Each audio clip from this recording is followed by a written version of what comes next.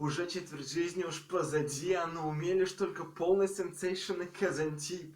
Отключи голову, ловя позитив, мне это быдло свои лозунги дотошно твердит, но не по мне, принимая форму камней с теми, кто вечно на дне, мечтать о свете тех дней, когда каждый может проявить себя чуть умнее, пока рот на замок, и ты замолкни, то будешь в тюрьме.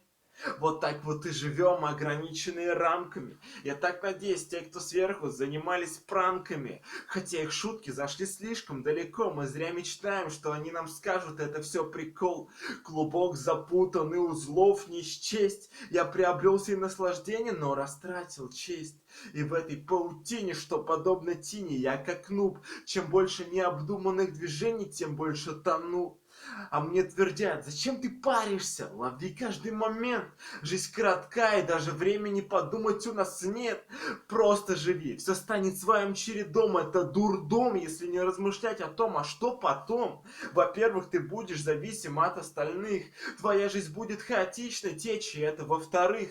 В-третьих, куча несуразностей, да и последствий, начиная от простых и до уголовных следствий. Так что думай, прежде чем сделать шаг, лучше уверенно и не спеша, чем как и шаг, бежать сломя голову слепо, непонятно за кем, на что вам разум, если он пылится просто в чердаке. Нет харизмы, нету стержня в нас, как манекен, есть внешний вид, но пустой каркас. И ты можешь не принять это, коль гордость мешает, но по факту на сегодня мало кто размышляет.